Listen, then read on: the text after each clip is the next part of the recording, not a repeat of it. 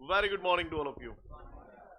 इससे पिछले वीडियो में हम लोगों ने अपवर्तन के बारे में जाना था। तो जरा बताओ, जब कोई प्रकाश की किरण एक माध्यम से दूसरे माध्यम में जाती है तो अपने मार्ग से विचलित हो जाती है। इस घटना को प्रकाश का अपवर्तन कहते हैं। अगर प्रकाश की किरण विरल माध्यम से सघन माध्यम में जाती है तो अविलंब की ओर झुक जाती है, और सघन से विरल जाती है तो अच्छा, जानते हो मतलब आप हैं काई। मैंने सुनी है आपतित किरण अविलंब के साथ जो कोण बनाती है उसे आपतन कोण कहते हैं, और अपवर्तित किरण अविलंब के साथ जो कोण बनाती है अपवर्तन कोण कहते हैं। अच्छा, तो विरल ते सघन जागी तो अविलंब की ओर झुकेगी काय, और सघन ते विरल जागी तो। अब मेरी बात दिमाग में उतार लो। आपने पूरा दर्पण पढ़ लिया है, और दर्पण पढ़ने का मतलब ये है कि जो लेंस हम पढ़ने जा रहे हैं अपवर्तन में, काफी सारी चीजें आपकी निपट चुकी हैं। क्लियर? जैसे आपने 6 और 2 पढ़ी थी, लेंसों में भी दोबारा मिलेंगे। आपने प्रतिबिंब बनाने के लिए नियम पढ़े थे, दोबारा मिलेंगे। चिन्ह प्रपाटी पढ़ी थी, दोबारा मिलेगी। संयुग भी फोकस पढ़ा था, दोबारा मिलेगा। समझ गए? मतलब हर चीज दो दो बार।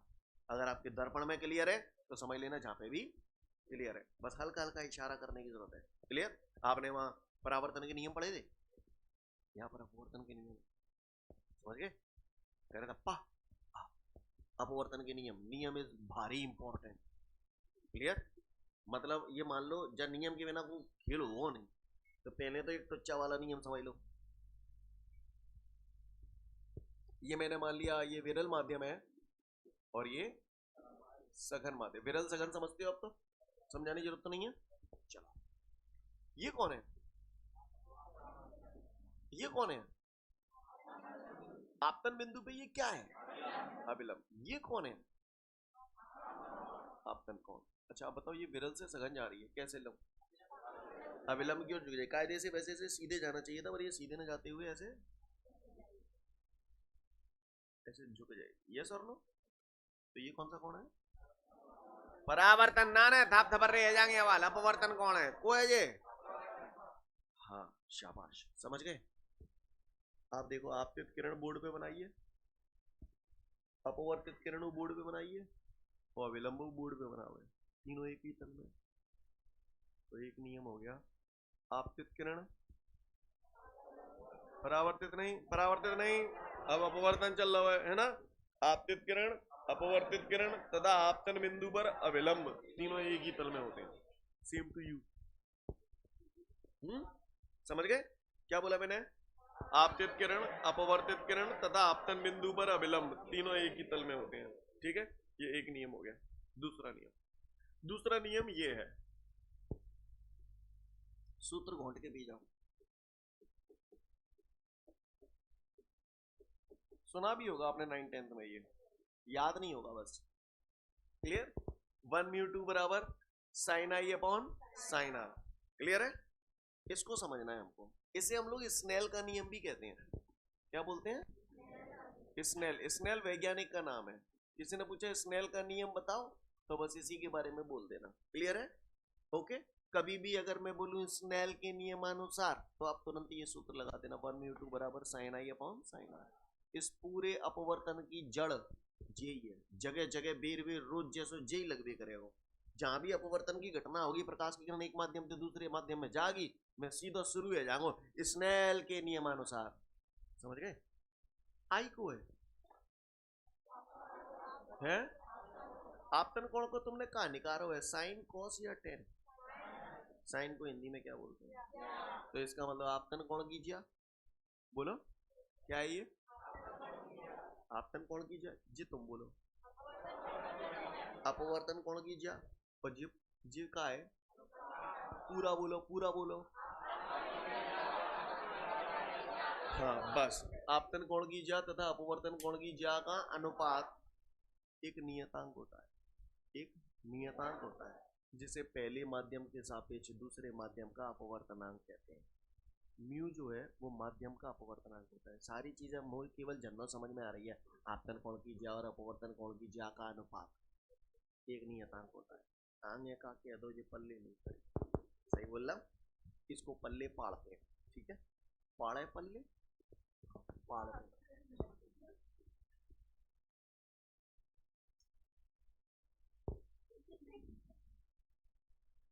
लिसन एवरीवन, ध्यान से सुनिएगा। यहां पर ये जो लिखा है 1 म्यू 2, इसे 2 बार समझाऊंगा, ठीक है, इसलिए ध्यान से सुनना। मेन ये है, ये कौन से माध्यम का अपवर्तनांक है?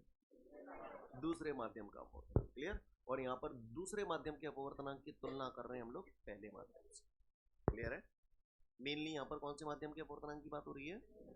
दूसरे माध्यम के अपवर्तनांक, क्लियर। हम दूसरे माध्यम के अपवर्तनांक की तुलना कर रहे हैं पहले माध्यम के सापेक्ष, क्लियर। तो इसलिए हम इसे बोलते हैं पहले माध्यम के सापेक्ष दूसरे माध्यम का अपवर्तनांक।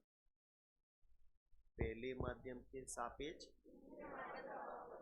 या दूसरे माध्यम का अपवर्तनांक पहले माध्यम के सापेक्ष। नहीं है बात समझ? हाँ तो बताओ, ठीक है, कौन सा बताओ? मुंह पे बताइए, बताओ। चाल, चाल को वी से प्रकट करते हैं।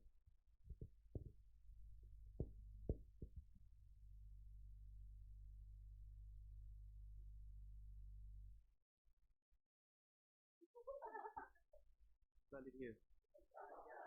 हाँ, यहाँ पर मैं किसकी चाल की बात कर रहा हूँ? और कुत्ते की चाल की तुलना कर रहा हूँ।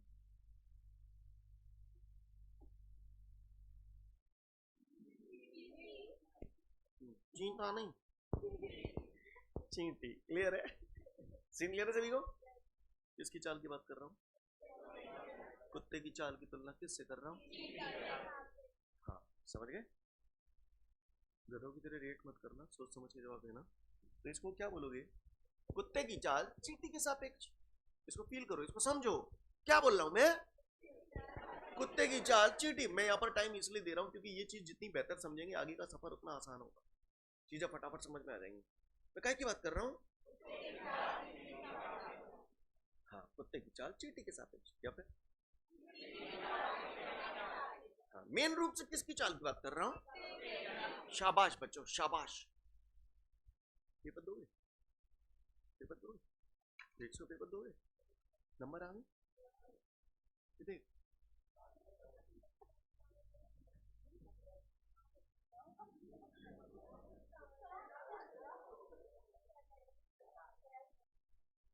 क्या नंबर आए तुम्हारे?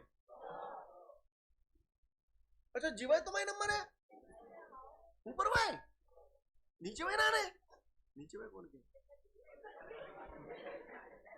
गवर्नमेंट चाहती थी आप एक आदर्श विद्यार्थी बने और जो पेपर आपको दिया जा रहा है उसमें आप सर्वगुण संपन्न आए और आपके 100 नंबर आए। यस और नो?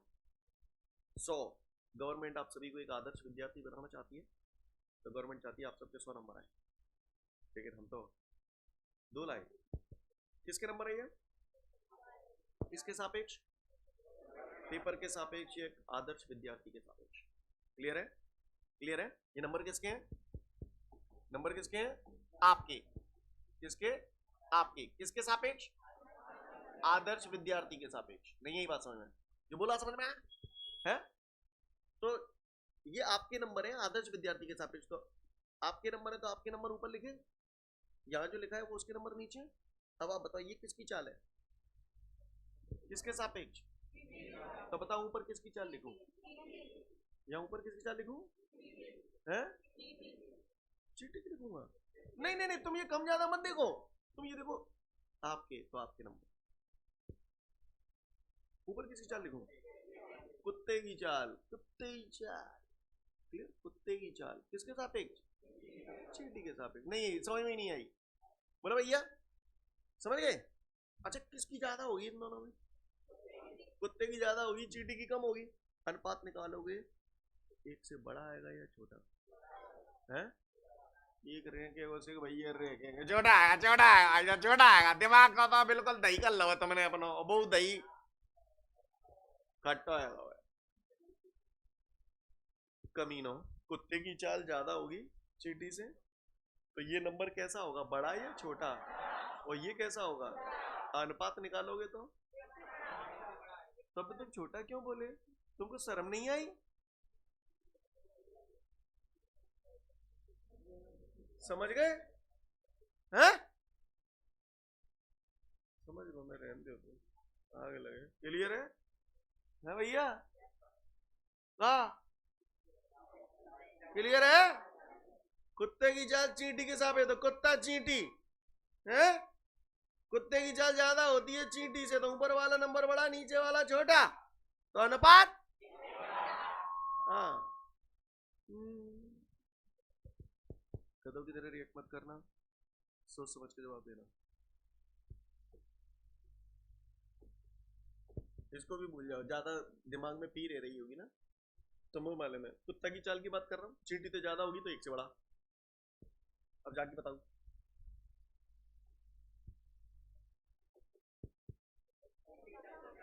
समझ गए? क्लियर है? टुकुर दिख रहा, समझ में आई कि नहीं आई? यहाँ पर किसकी चाल की बात कर रहा हूँ मुख्य रूप से? तुलना किससे कर रहा हूँ? कम होगी ज्यादा होगी? तो लेस देन वन। और लेस देन वन आया क्यों बताओ? क्योंकि ऊपर चींटी की चाल लिखी जाएगी, नीचे कुत्ते की लिखी जाएगी, तो चींटी की कम होती है, कुत्ते की चाल ज्यादा होती है, तो छोटी संख्या में बड़ी संख्या का भाग दोगे। समझ में आ रही है कि नहीं आ रही है? तो बताओ, अब मैं अलग अलग अंदाज में पूछ रहा हूं, बताना, बताओ।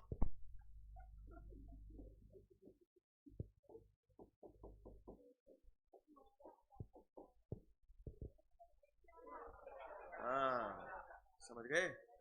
क्या लिखा है ये?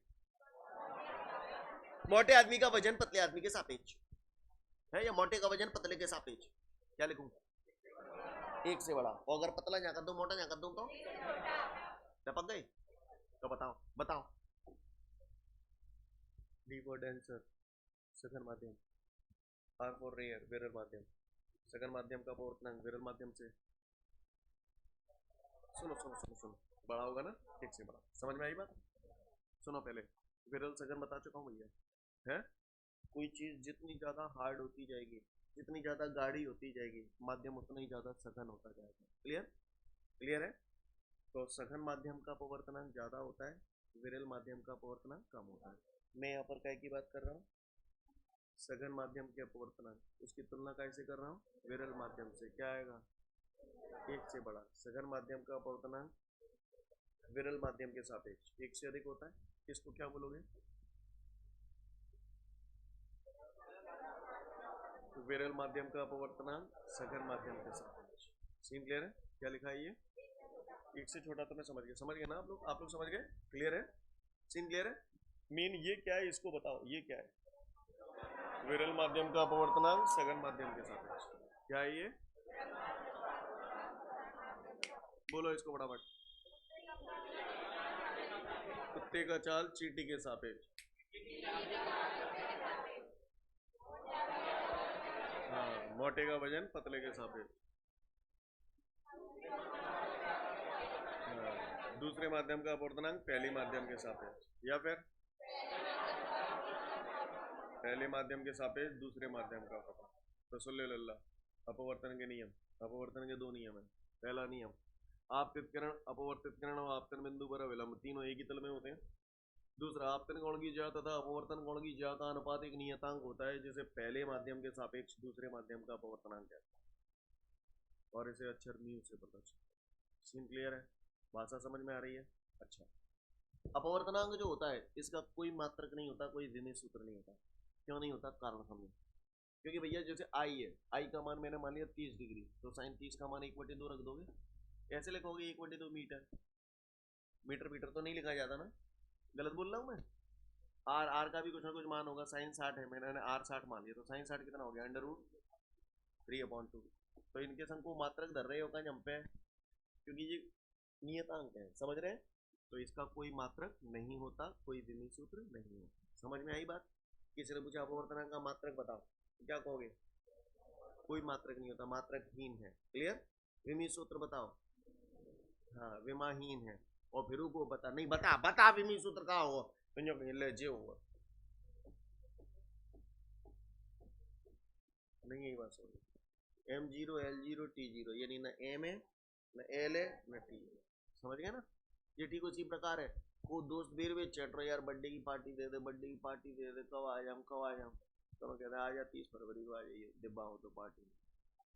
क्यों कहते हो वो 30 फरवरी? हाँ, न 30 फरवरी आ गई ना बुद्धि हो। समझ रहे ना मेरी बात को? पढ़ लो अपवर्तन के नियम का, देखते रहोगे भाई।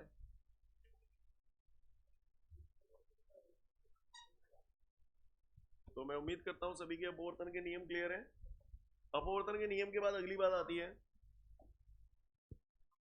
अब जो बोल रहा हूं उसे ध्यान से सुनना। ये जो नोट आपको बताने जा रहा हूं, इस नोट से इस चैप्टर की आधी से ज्यादा थ्योरी लिखने वाली जो चीजें हैं, दुनिया भर के नोट फ्री में क्लियर हो जाएंगे। पहले आप बताओ, पुराना चैप्टर आप पढ़ के आए हो, सबसे अधिक तरंग दैर्घ्य कौन से रंग की होती है? सिर्री बता देगा। और सबसे कम? इतनी तमीज आती है तुमने? आ जाओ तो फिर आओ, तुम्हें बहारों में ले चलो, तुम ही बताना। अच्छा, एक चीज को बढ़ाने से दूसरी चीज बढ़ रही है, तो इसका मतलब वो समान पाती है या विक्रमान? तमीज आती है। एक चीज बढ़ाने पे अगर दूसरी चीज घटे तो समझ गए? आ जाओ तो फिर क्या लिखा है? नहीं, म्यू तो सिर्फ ही बता देगा। म्यू को बोलते क्या है? माध्यम का अपवर्तनांक। ठीक है, अब आप बताओ, अगर माध्यम सघन होता जाएगा तो अपवर्तनांक बढ़ता जाएगा। जो बोल रहा हूँ समझ में आ रहा है? सघन हो रहा है इसका मतलब घनत्व उसका बढ़ रहा है, मतलब घनत्व बढ़ने से अपवर्तनांक, तो अपवर्तनांक और घनत्व एक दूसरे के कैसे होंगे? समझ गए? डी का मतलब यहाँ पर क्या है? घनत्व, डेंसिटी। इतनी बात समझ में आई? क्लियर है? घनत्व बढ़ता जाएगा तो माध्यम का अपवर्तनांक बढ़ता जाएगा, घनत्व कम होता जाएगा तो माध्यम का अपवर्तनांक। अच्छा, पानी और घी किसका अपवर्तनांक ज्यादा होगा? घी का। पानी और कांच किसका अपवर्तनांक ज्यादा होगा? कांच का। समझ में आ रही है बात? समझ गए? अच्छा, अच्छा एक बात बताओ, मैंने तुम्हें एक दिन रोड पे खड़ा कर दो, मैंने कहा दौड़ो देवेश दौड़ो, दौड़ोगे ना तो तुम्हारी कचरा कुछ चालू होगी। बोले भैया होगी कि नहीं होगी? अच्छा, दौड़ ले तुम्हारी मैंने चाल देखी। दूसरे पहले दिन जब तुम दौड़ रहे थे तो तुम्हारी चारों तरफ माध्यम हवा, तो दूसरे दिन मैंने रोड पे घोटून में पानी भरवाया, तो झंझन में भरवाया, तो पानी नहीं दौड़ो तो तुम दौड़ोगे। अब चाल तुम्हारी और ज्यादा हो जाएगी या कम हो जाएगी? है? कम हो जाएगी। पहले दिन चारों तरफ माध्यम कौन था? हवा। दूसरे दिन? तो दूसरे दिन जो माध्यम था उसका घनत्व ज्यादा हो गया, हवा के कंपेयर में पानी का घनत्व ज्यादा होगा, और घनत्व ज्यादा होने से चाल कम हो गई, तो घनत्व चाल, तो घनत्व ऐसे लिखूं तो चाल ऐसे लिखूं? समझ ही नहीं आ रही होगी, मेरे समझ ही नहीं आ रही है, आएगी का? चलूँ आगे? अच्छा, अगर इतनी समझ में आएगी लाला रे तो बताओ, ये सूत्र बताओ, मैं पढ़ा चुका हूँ विद्युत चुंबकीय तरंगों में। न्यू बराबर सी अपॉन लैम्डा, न्यू बराबर सी अपॉन लैम्डा। पढ़ाया था आवर्ती का सूत्र। सी क्या था? चाल बटे लैम्डा। हाँ, लैम्डा तरंग दैर्घ्य। क्लियर है? कैंची गुणा कर देंगे तो ऐसे आ जाओ, वी बराबर न्यू लैम्डा। बोले भैया तो चाल और तरंग लंबाई एक दूसरे के कैसे हैं? हैं? समानुपाती हैं। तो ये चाल ऐसे नीचे लिखिए तो तरंग लंबाई यहीं लिख दो, समानुपाती है क्या? आमू सामू बोलो, समझ गए? चलूं आगे? आओ चल रहा हूं। गधा है गधा, गधा रोड पे धरो है, गधा रोड पे दीदी ने चल रहा है। मैंने कहा करो बाकी पूंछ में लड़ी बांध दी, दीवारी आ रही है ना, बांध दी हो चलाए दे, गधा धरो ही रहेगो है, बजेगो। क्लियर है? मैंने लड़ी लगाए दी और जलाए दी, तो ताप बढ़ाए दो, ताप बढ़ाए हुए थे चाल बढ़ गई। तो चाल और ताप कैसे होंगे? तो ऐसे लिख दो, टी यहाँ पर ताप है, लिख दो समझने के लिए। समझ में नहीं आ रहा हो, मेरा कहाँ चल रहा है, कहाँ चल रहा है? क्लियर है? बोलो, समझ गए? आगे बढ़ू? यहां तक मैं उम्मीद करता हूं आपको सारे पॉइंट समझ में आ गए। ध्यान रखना, इनसे आधी से ज्यादा थ्योरी क्लियर हो जाएगी आपकी, इसीलिए बोल रहा हूँ। नोट समझ में आ रहा है आपको? इसके आगे जो मैं लिख रहा हूँ वो आपको समझ नहीं आएंगे तो घबराना नहीं, जैसे जैसे हम चैप्टर में आगे बढ़ेंगे वैसे वैसे आपको समझ में आएगा। पहले मैं बता दूं, आर म्यू डी बराबर, एक सूत्र पढ़ेंगे हम लोग निकट भविष्य में, म्यू और आईसी एक दूसरे के कैसे हैं? व्युत्क्रमानुपाती। आईसी को यहाँ पर क्रांतिक कोण बोलते हैं। क्या बोलते हैं? कौन, तो अपवर्तनांक ये रहा, तो IC कहाँ लिखूं, नीचे क्रांतिक। समझ गए मेरी बात को? एक जमाना आएगा जब हम एक सूत्र पढ़ेंगे, इसे लेंस निर्माता सूत्र बोलते हैं, 1/f बराबर mu minus 1 1/r1 minus 1/r2। तो यहाँ पर म्यू और एफ एक दूसरे के कैसे हैं, तो म्यू जी रही, तो फोकल लेंथ ऐसे बना दूं, फोकस दूरी। समझ में आया किस आधार पे लिख रहा हूँ ये मैं?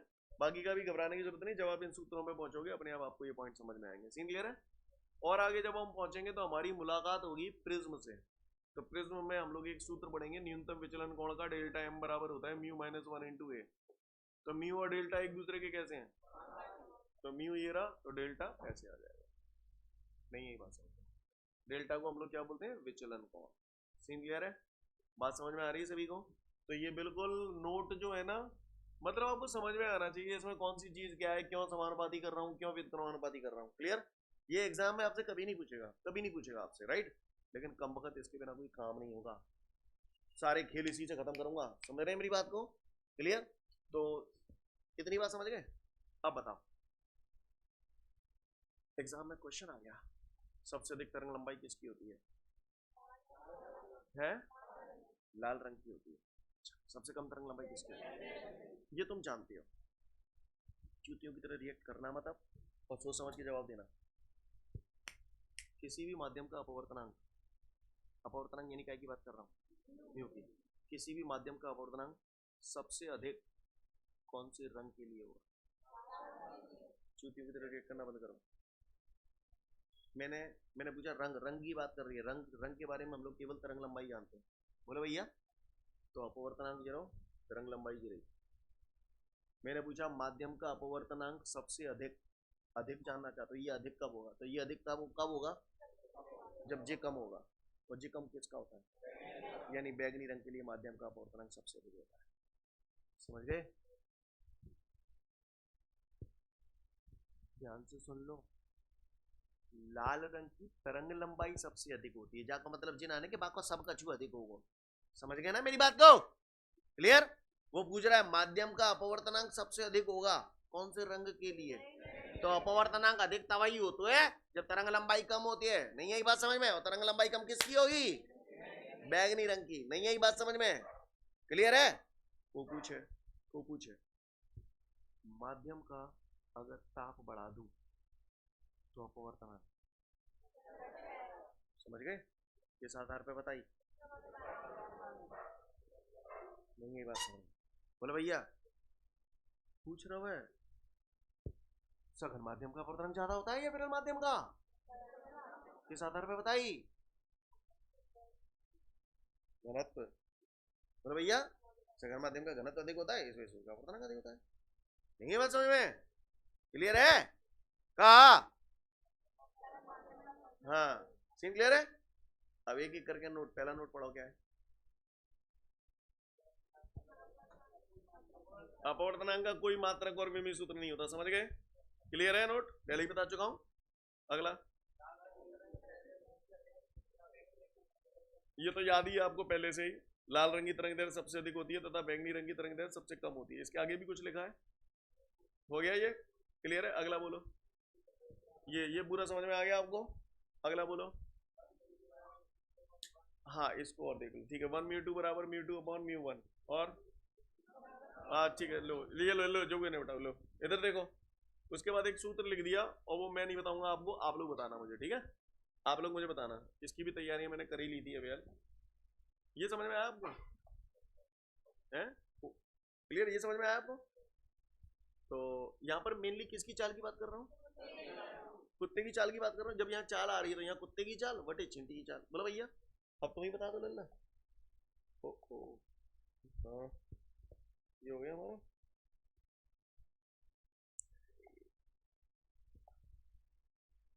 लिसन एवरीवन, आ जाओ अब आप बताना, ठीक है? चाल वाला खेल समझ में आ गया? क्या लिखिए, क्या लिखिए,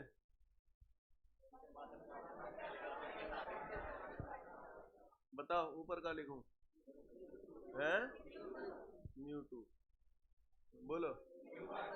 हाँ समझ गए? सोच लो क्यों लिखी, समझ में आएगी? है? अच्छा तुम एक बात बताओ, म्यू और बी कैसे हैं? तो अगर मैंने म्यू को लिख दिया म्यू 2 अपॉन म्यू 1, तो वी को क्या लिखूं? v1 अपॉन, क्योंकि ये 2 अपॉन 1 है तो ये 1 अपॉन। समझ नहीं आई यही तो लिखो नोट में, यही लिखो ना। क्लियर? अब समझ में आप कैसे आवे, याद कर भी जरूरत ही ना नहीं है बात समझ में, कर लियो पर ऐसी बात ना। समझ गए मेरी बात को? क्लियर है? हाँ ठीक है, एक आध और है, खत्म। अब सुनो, रुको यहाँ पर एक बात और कहना चाहता हूँ। ये मैंने विद्युत चुंबकीय तरंगों में आपको बताया था, ठीक है? मैंने एक सूत्र बताया था, अगर आपको याद हो तो, म्यू बराबर सी अपॉन वी एम, अगर याद हो तो किसी को, अपवर्तनांक का प्रकाश की चाल से संबंध बताया था, म्यू बराबर सी अपॉन वी एम जी। अगर कोई नाने भी याद ना तो कोई टेंशन वाली बात नाने, वैसे ही है जागो। अब कैसे है जागो वो जाने, आओ जानते हैं। तुम ही बताना, मैं नहीं बताऊंगा, बताओगे? गौर से सुनिएगा, जैसे मैंने ये लिखा है, ठीक है? ये सूत्र आया कैसे ये मैं आपको बता रहा हूं। मान के इस दुनिया में सबसे कम अपवर्तनांक काय का होगा, आप बताओ? हवा। बाकी के जितने भी माध्यम होंगे हवा की तुलना में तो सघन ही होंगे।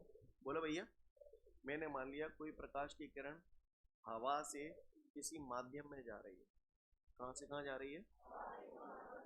तो मैं ऐसे लिखूं, ए म्यू एम। ए का मतलब एयर यानी हवा, हवा से, एम का मतलब मीडियम यानी माध्यम, हवा से माध्यम में जा रही है। बताओ क्या सूत्र है? ये जैसे ऐसे लिखो, जाए का लिखो, mu m upon mu m. समझ गए? अच्छा, म्यू को तुमने ऐसे लिख दिया तो वी को कैसे लिखूं? V a upon v. जो बोला समझ में आया? आपको आपकी जानकारी के लिए बता दूं, अब ये सूत्र मेरे पास निकल के आ गया। हवा का जो अपवर्तनांक होता है एक होता है, अभी आपने पढ़ा नहीं, मिलेगा वेल आपको, ठीक है ना? हवा का अपवर्तनांक एक होता है, माध्यम का अपवर्तनांक मैंने म्यू मान लिया, तो म्यू एम की जगह म्यू लिख दिया, बटे वी एम ये आ गया, अपॉन में 1 लिखूंगा हवा का, वी एम। वी ए क्या है? हवा में प्रकाश की चाल, तो हवा में प्रकाश की चाल को सी से भी प्रदर्शित करते हैं, ये आ गया।